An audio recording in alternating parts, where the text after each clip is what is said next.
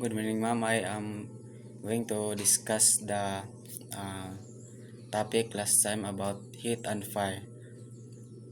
Fire is a chemical process of combustion, a rapid exudation reaction that produces light, heat, smoke.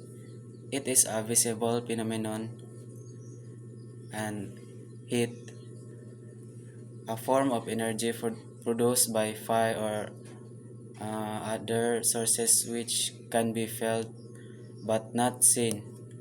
It is the transfer of terminal energy from a higher temperature body to a lower temperature one. Next is mode of heat transfer. Conduction. The transfer of heat through direct contact between solid materials. Molecules in the hotter object vibrate faster and transfer kinetic energy to cooler adjacent molecules. Convection. The transfer of heat by the physical movement of a fluid, liquid, gas, or hot air. Liquid expands, becomes less dense, and rises, while cooler, denser fluid sinks to take its place. In fire, this is the main way heat moves upward, carrying smoke and fire gases. Next is radiation. The transfer of heat through electromagnetic waves. It does not require a medium to travel, meaning it can travel through a vacuum.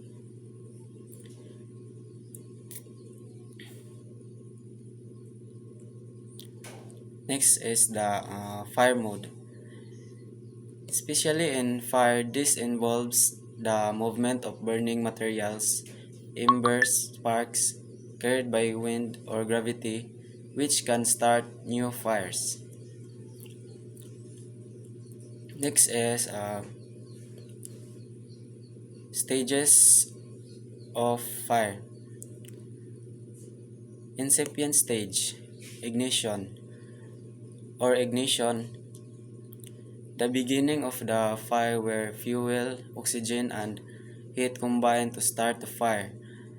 The fire is localized to the area of origin and produces a small amount of smoke.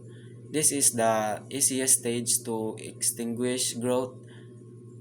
Next is the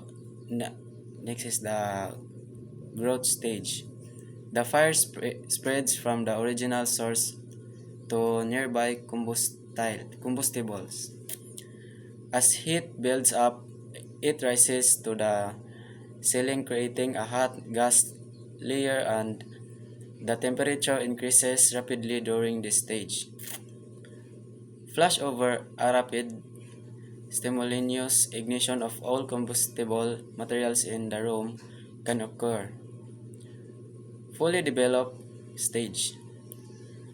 All combustible materials in the compartment are involved, consuming the maximum amount of oxygen and producing maximum heat. The fire is at its hottest, and structural collapse becomes a significant risk. Next is the decay stage.